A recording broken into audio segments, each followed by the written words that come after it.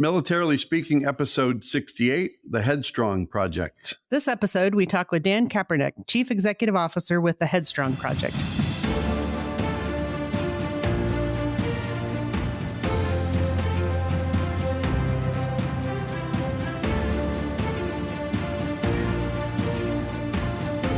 Welcome to Militarily Speaking, brought to you by Armed Forces Bank. This is Tom McLean and Jodi Vickery.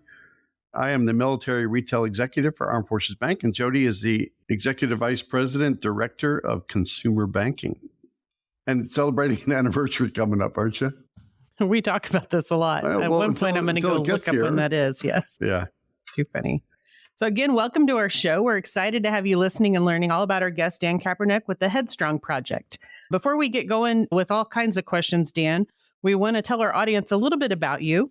Dan grew up in New Jersey, where he graduated from the New Jersey Institute of Technology with a Bachelor of Science degree in Engineering Technology.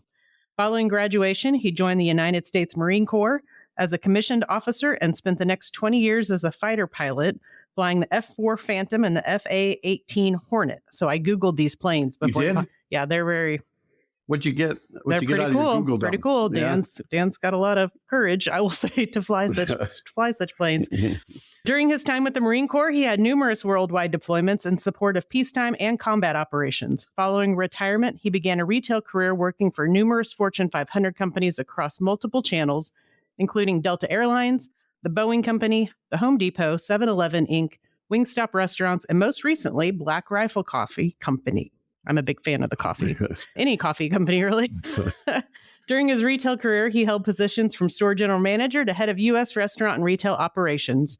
Dan is married to the former Marcy Fisher, and they have 4 children. Dan and Marcy reside in rural country outside Atlanta, Georgia, with their 2 wonderful dogs, Rossi and Birdie. So I have a Chihuahua, Dan, named Chewy, but her nickname is Birdie. So we have that in common. How'd you get there?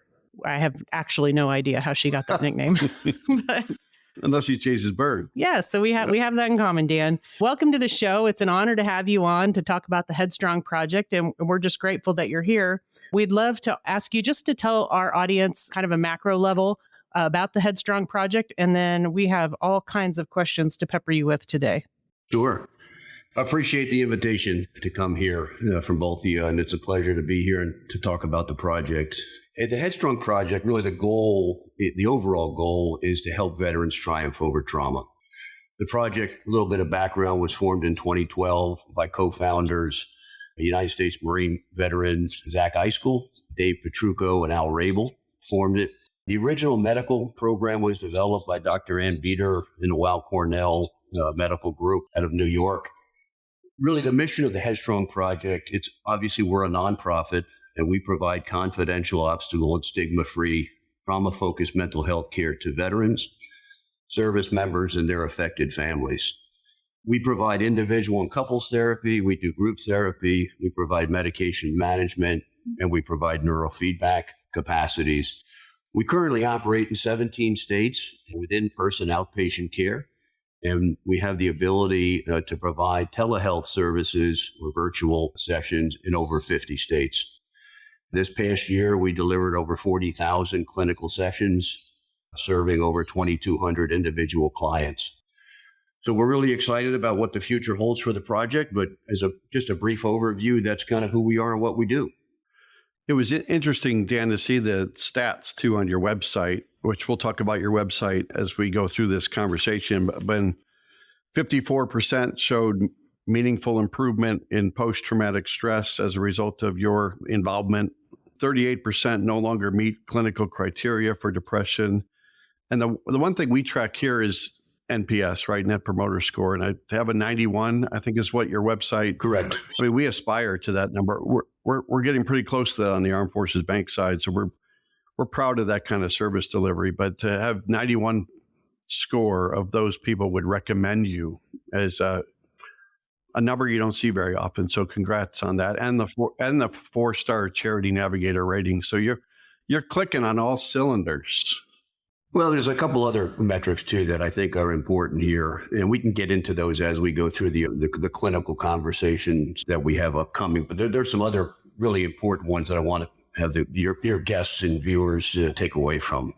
And we can do that, like you said, as the conversation goes, and Jodi will remember to get back to those if we don't cover them. So I took a note. Again, I said earlier when we kicked off today's podcast about Ned Freeze. Ned Freeze has been an awesome individual as part of the corporate partnerships and having conversations with us over the months. And I know Dr. Amy Williams, I'm sure you're proud of the work she's doing as Chief Clinical Officer. And when you think about the team of which you surround yourself and the importance of that, you've been there just a short period of time, Dan, and you probably came into a wonderful work environment with some talented people out there too. So why don't you talk to our audience a little bit about the talent of your team, but also what differentiates your organization from other organizations that are serving the military community, those with mental health issues. So cover those two areas for me. Sure.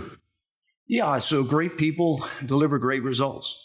And we want to hire the best possible folks that we can, provide some pretty clear guidance and strategy, gain alignment, and then let them do their jobs. That's a perfect example of that, as you suggested, as well as Dr. Amy Williams, Ed Lord, and the revenue team, and many, many others that we've brought aboard.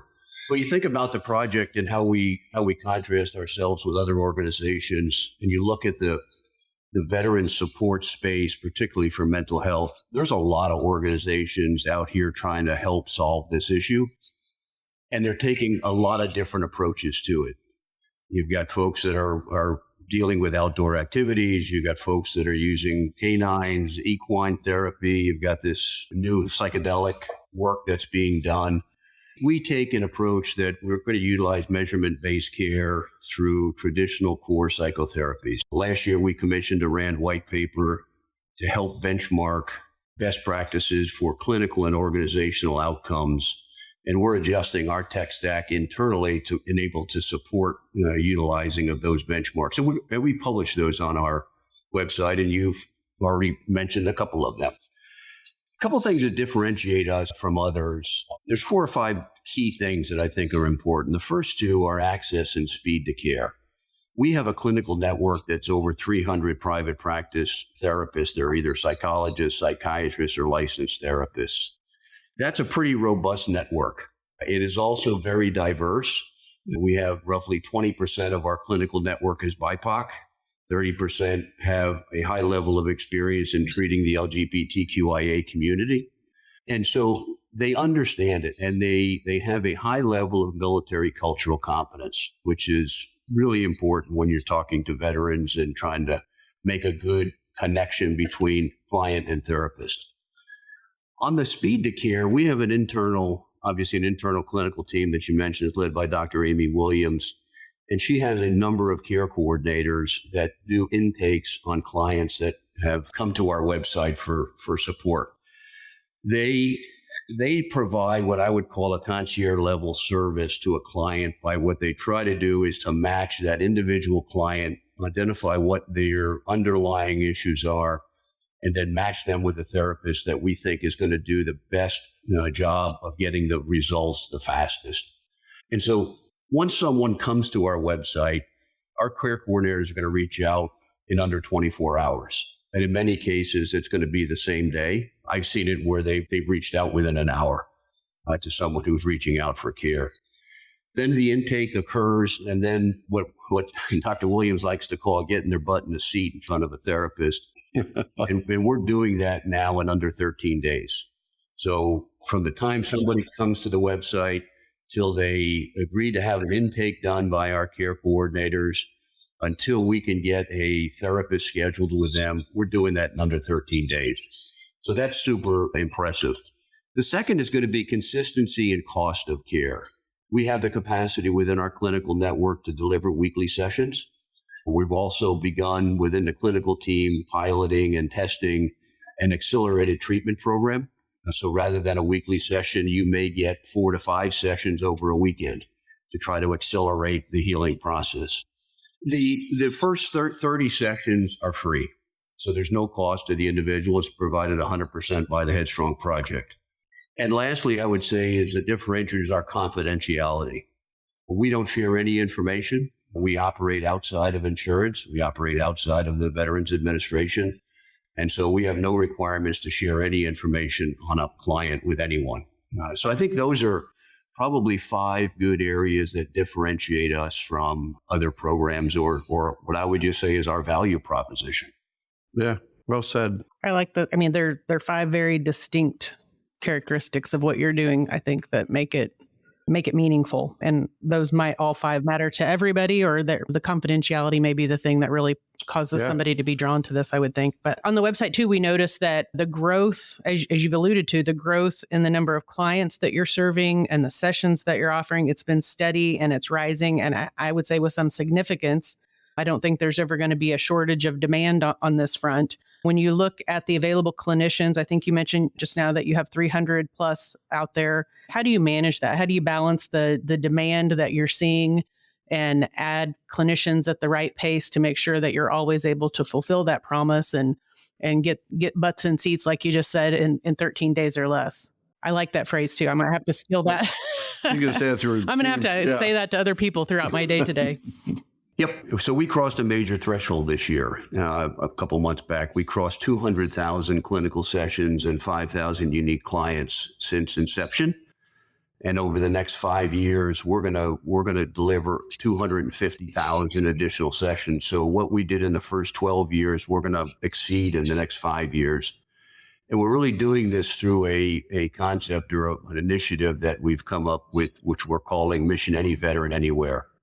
We really want to take the approach that we want to be able to serve any veteran, no matter where they are within the U.S. And so we have an expansion plan where we're going into 2 new states a year for the foreseeable future. This year, we initiated services in North Carolina and Ohio. Next year in 2025, we'll initiate services in Michigan and South Carolina. And as we do that, we develop the clinical network within the state that we're going into. Recognize that a number of our clinicians are licensed in multiple states. And as we go into new states, we already have folks that are licensed to operate in that state. And so the other part that we do, and Ned's a key part of this, is developing relationships with revenue partners within those states that want to help support us with operations as we move into the state. And so that could be corporate partnerships, it could be foundational partnerships or individual partnerships. We work about a year out to develop the clinical network, develop the brand awareness within the state, client awareness within the state, so that we can go in with a high level of execution right from the start. And so if anybody wants to, if like your question of clinicians that may want to get in touch with us, the headstrongproject.org is the website and can go directly to there and connect with us through the website. Perfect. So Dan, the screening process, right? We'll talk about the screening process for clinicians, and you talked about how they can reach out and get in touch with you. Just as we're careful with vendors at the bank, and you want to be careful on the branding side, like we do as well. So when it comes to how you select or what the process is for getting new clinicians to be part of Headstrong Project, walk us through that a little bit, and what makes your network of providers and therapists unique in treating veterans and military families as well. So hopefully that set you up. Yeah, we take a look at, as we're going to go into a new state, or if we're expanding operations within an existing state and we need new clinicians, that really is our internal clinical team, the responsibility for recruitment. We have not had an issue recruiting clinicians that want to come work with us. We're very easy to work with. And we do some things here that are attractive to clinicians. We use the network that we already have. We have a number of folks on the clinical team that are well integrated within the clinician network, if you will. And so there's a lot of networking that's done there.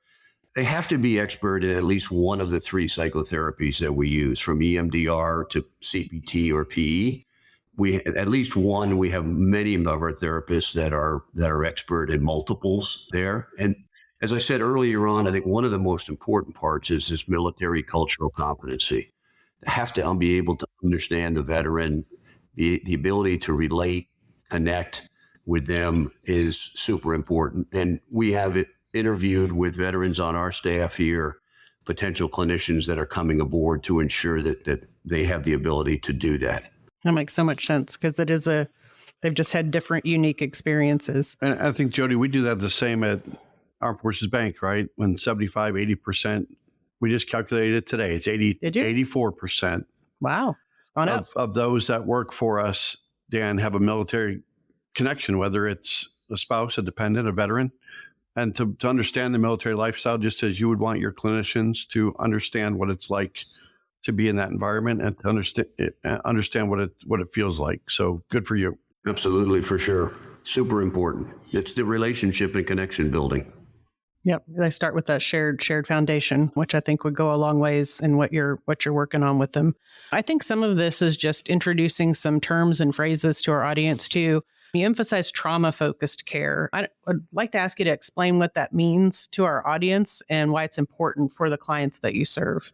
So we only handle clients that have trauma-related difficulties. This could be post-traumatic stress disorder, but could also be depression, relationship, substance use, etc., related to the trauma that has occurred either before, during, or after service, right? Trauma-related difficulties are not just associated with military combat operations. They can happen in a lot of different ways. And so we focus in on one specific problem with this population, which allows us to be expert and truly be expert in what we do. Contrast that to kind of being a jack of all trades, if you will. An analogy to this would be going to an orthopedic surgeon versus a primary care physician when you break your leg.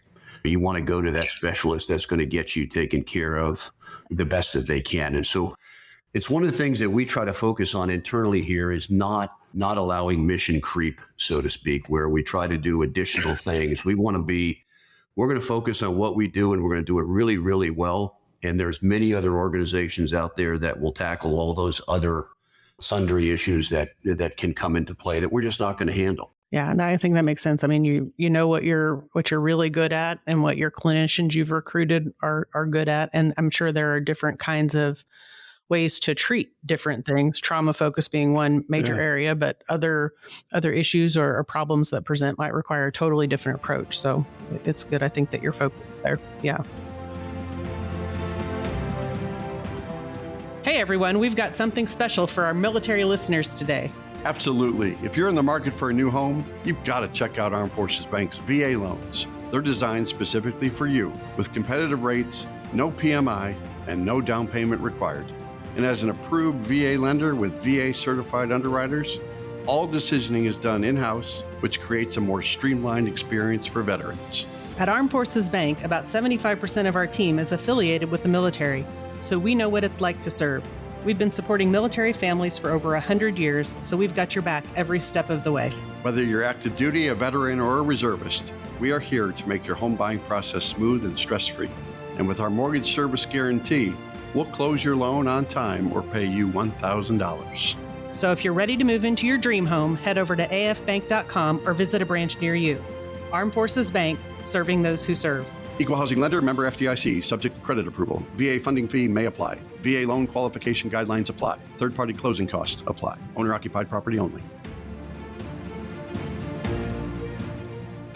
So Dan, how do you actually reach potential veterans that need help that you provide, and perhaps more importantly, help them know that it's okay to ask for help? I think sometimes there's that stigma out there, that's their sense of pride. There's a sense of almost personal confidentiality that he or she won't want to come forward and ask for the help that's needed. So that stigma, we've had some guests on recently, Jodi, that talk about stigmas. And even with Wounded Warrior, not too long ago, we talked about that as well. And so talk to that a little bit, Dan.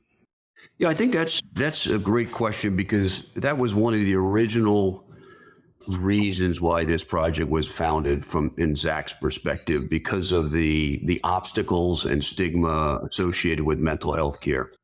And one of the areas that we take is the confidentiality. And so being confidential helps to alleviate a lot of that.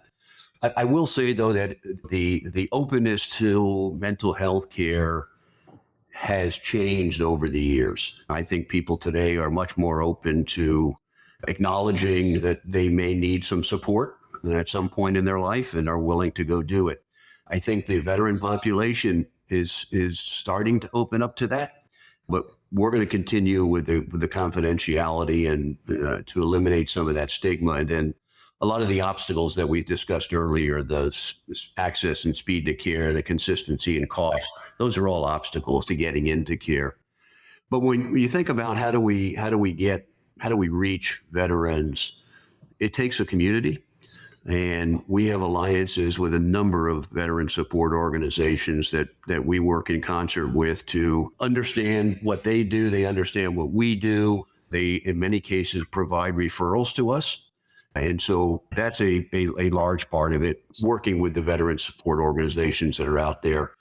We're continually working to build brand awareness so that folks understand who we are, what we do, and how they can connect with us.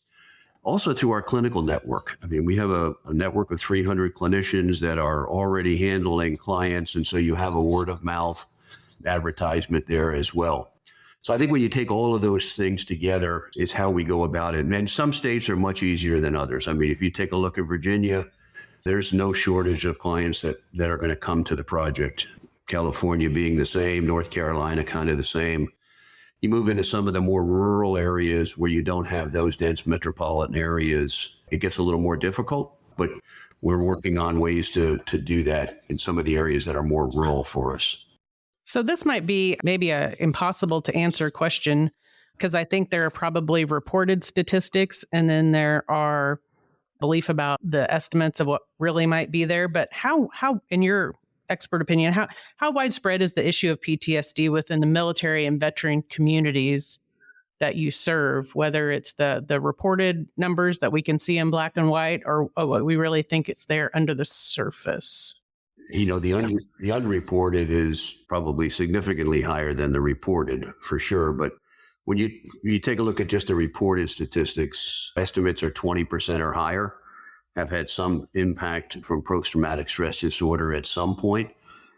And when you think about 3.5 million veterans serving since the global war on terror started 20 some years ago, that's a population like 700,000 folks reported. Mm-hmm. Unreported, I don't know, it could be 1 million or higher.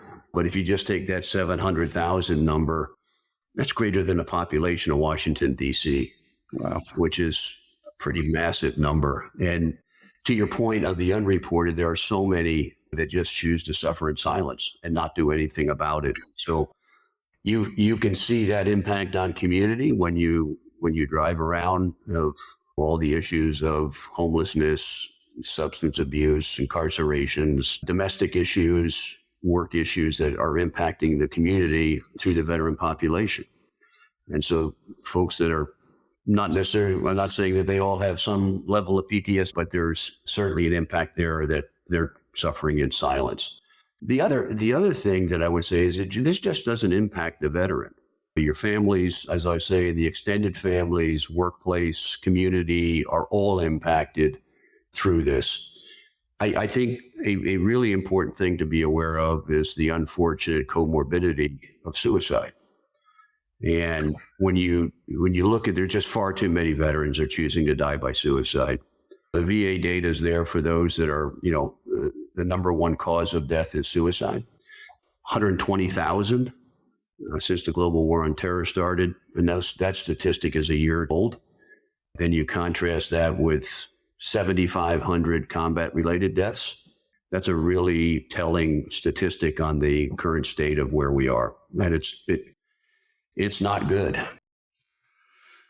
No, and you alluded to this, Dan, in your response too about, I guess, the tangential peripheral impacts that come with PTSD, but I think that the general consensus is people associate PTSD with combat, right? And there's other causes of PTSD that veterans can experience. And so as a family member or a friend or a coworker, what are some of the signs that we can sort of observe or witness to be more of an advocate, more aggressive in the advocacy to help? So talk about some of the signs around that. Yeah, and one thing I would start with is not just a military issue; it's a national issue. Yeah. Unfortunately, the military population suffers at a much higher rate than the general population does. But you think about just being involved or witnessing tragedy or trauma; it can affect anyone, and that can happen from a car accident, could happen to be seeing someone go through a tragedy. It can be abusive relationships, sexual abuse. All are ways that someone can be impacted through trauma. Some of the signs of this are similar to a lot of other things. You've got anger issues, you've got sleep issues, substance abuse, kind of self-destructive behaviors, nightmares, avoiding people, scenarios that may trigger some things. And so I think when you take a look at a holistic approach like that and looking at the behaviors that folks are demonstrating is a pretty good indicator just to become involved in the conversation. Right. In your history with the organization and your sort of being a subject matter expert yourself in this area, is this something that can be, is it curable, or is it just about management, recovery, and just sort of be in maintenance mode, right? Because sometimes if it's not curable, but you can certainly live with it and you can manage it. Yeah, Dr. Williams will tell you that we can cure it, and it can be cured. Not saying 100% of the time, but one of the things that, or one of the areas that we work through is through these core psychotherapies that we use is helping an individual understand what's going on and manage. And so there is a level of that. How do you help yourself? And part of this is teaching individuals what to do and how to handle that. And you start thinking at it similar to an athletic endeavor where you're trying to teach a skill set or an athletic ability. We're trying to teach a mental ability here with clients to get them to the point where these former triggering issues just don't trigger any longer. Right. And if they do, they're able to manage that. And so that's your difference, as you say, between curing and managing. Yeah, and I think it must help them to give a name to it, right? So they're experiencing all of these things, and they may not have connected the dots to realize that it's legitimate, it's real, and it's not their fault. And give it a name so that you can start to recognize it and call it for what it is, and find ways to work through it. For sure. Goes back to triumph over trauma. I'm going to keep saying that. Yeah. That's my favorite expression. Yeah. Yeah. And I don't know if you, or if there's any insights you'd share from Dr. Williams, is any of that time bound? I would suspect, as a non-expert, that it probably is different for every individual, but is there a certain amount of time that somebody should give themselves to work through that process? Yeah, I think what we can say is what we observe here. And to your point, it's going to be different for every individual and every situation, depending on the level of the impact. But as I've said, our first 30 sessions are free of charge, and most folks are exiting treatment within those 30 sessions. And so if you think about a weekly session, you're basically a year's worth of therapy that someone's going to go through. And back to one of the metrics that we talked about earlier, I said I'd get to, it's one of the keys to this is coming back for continuing treatment. And 97% of our clients come back after the first session. And so there is a connection between veteran and therapist that is convincing them to continue coming back for treatment. That's super important. Oh, yeah. It's like 87% of our clients are going to go through 4 clinical sessions within 8 weeks. That's a very clear benchmark from the RAND white paper, and that we're continuing to push on. So there's a lot of factors that impact. Like I said, it's the level. What's the level of the trauma impact? What's their consistency and commitment to treatment? Can we use the accelerated treatment process to try to make things happen faster? And then what's the level of connection with the therapist? There are time to time where the relationship and connection there just doesn't work, and we'll adjust a therapist with a client if that's what's needed to continue their treatment. And then kind of a tangential question, but as you were talking, it made me think of it. Do you offer support to the family around the veteran or the service member, to the spouse or dependents? Yeah, we do couples therapy. So we work directly with the spouse. The family unit is super important. We are currently not providing total family support, but it's something that Dr. Williams, myself, and her team have had a lot of conversation of, that we want to explore for 2025, because the family unit can be really supportive or it can be not supportive. And so being able to handle the whole family is important. Yeah, no, that makes sense. You know, you've got the who's who list of Fortune 500 companies that are your partners out there. So I think I'm going a little bit on a side note here too, that it's nice to have those corporate ambassadors, if you will, beside the fact that you got Ned and other folks reaching out to these companies to get some support. You've got some very credible, reputable organizations that are in your corner. And it's nice to be able to get from a marketing or awareness or a business development strategy to get these companies to endorse you like that. So pretty cool. If people want to access care through the Headstrong Project, what are some of the steps that they can take? Or back to my point about corporations supporting you, how can individuals and companies reach out to you and provide the support you need to advance your mission or just provide support in other ways?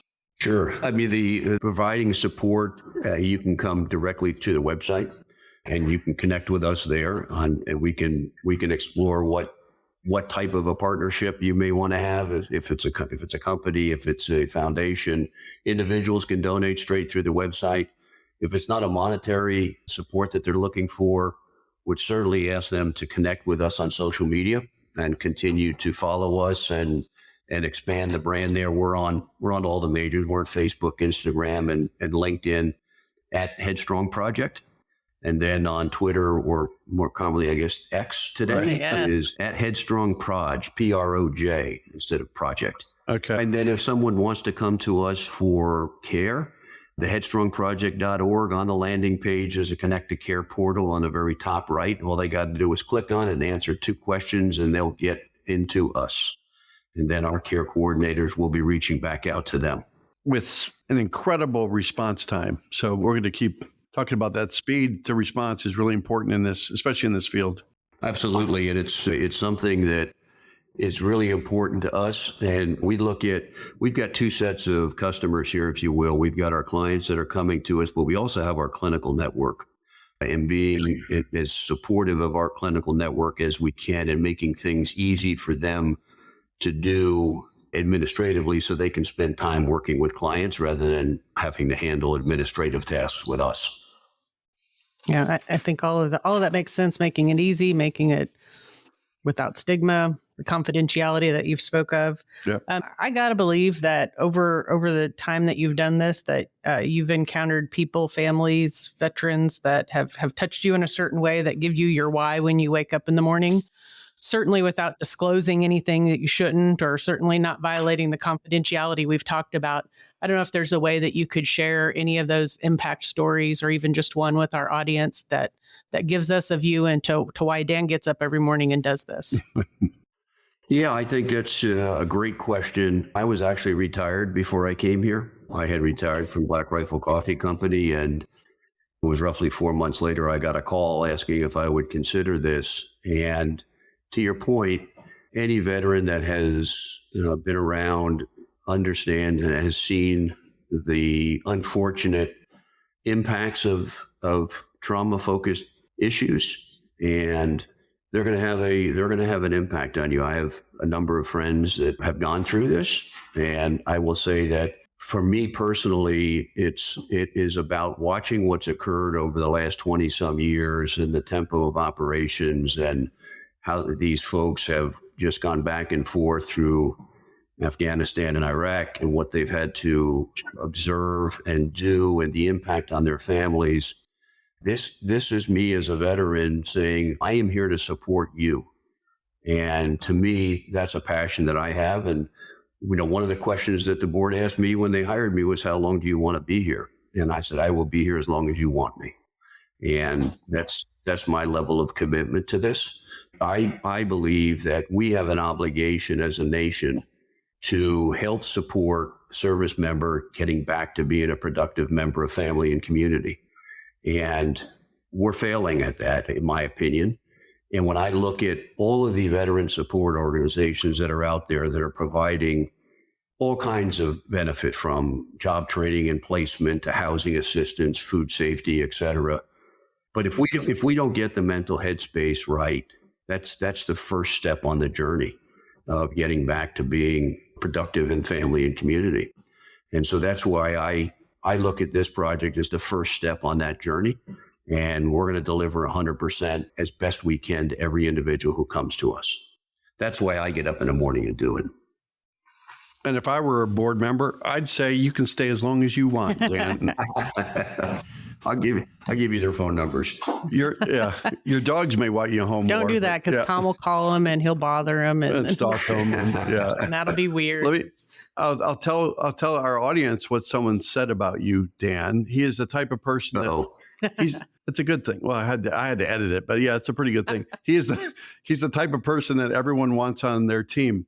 I can recommend Dan without reservation on the basis of both his leadership and the results he consistently achieves. Hey, that's almost the bill of good standing, right? The bill of health that says your leadership puts Headstrong in great standing, and it's got a great vision and a great purpose and a great future. So congrats to you for getting this position, as well as all of your history with leadership roles through other companies in your career. So well done. Well, I appreciate that, and very humbling. So thank you. Is it time? It is time. It's time to play the game. It is. Yes. So we are going to play the Military Minute before we wrap up, Dan. So okay, you could play along if you'd like. Military Minute. So I want to remind our audience, last week we had Court Ogilvie from National Military Family Association on. And the question last week was, what was the name of the university and the mascot for the university where Court graduated with a Bachelor of Science degree? So let's tell Dan what the university is and see if he knows the nickname. That's fair. But yeah. So do you know the mascot for Virginia Tech? I knew he would have a connection problem on this one. What? No. That I don't. They're the Virginia Tech Hokies. I don't know what a Hokie is, but they are in fact the Virginia Tech Hokies. So if you're in our audience and you had that as your answer, watch for us to drop your name and you would have been selected to win $50 for yourself and $50 to a charity of your choice. And this week's question, Dan, I know for a fact you know the answer to, so please don't say it. Dan actually said it in the podcast. He did. So there's two sources of you can reference points, back, and rewind and find it in this podcast. Or go to the website, www.headstrongproject.org. Right. Oh, so here's the question. Yes. So the question this week, don't answer it, Dan, because you'll give it away, even though you already gave him the answer. This will require you to review either the website or the podcast or the 2023 annual report on their website. And we would like to know, yes, the trifecta, the percentage of clients who come for a first session that return for further treatment. I remember this stat because it was impressive. That's your only hint, people. I know. So if you know the answer or you are good at looking things up, make sure you drop your best answer in the comments, and then you can watch for yourself to also be selected to win $50 for yourself and $50 for a charity of your choice. So thank you, Dan, for humoring our Military Minute. It has been a treat to have you on here. I do want to say the website one more time, www.theheadstrongproject.org. Not only look for Military Minute answers, but to understand more about the organization, how to get involved, how to donate, how to access care if you're so inclined. But it's been a pleasure to have you on our podcast today and to get to know you a little bit. Well, I appreciate the invite. It's great to talk with both of you. And like I said, if anybody ever has a question, feel free to reach out directly, and I'm more than happy to help. And Dan, if you enjoyed today's episode, like Jodi did, go out to afbank.com and subscribe to the show. Also, make sure to rate us, leave us a comment on your favorite podcast platform. And Dan, we're on Apple, Spotify, and YouTube, so you can't hide. So well done. Nice job in the preparation and the informative and educational resources that you provided to our audience. So thanks again, Dan. Thank you, and appreciate the invitation. Thank you. Bye.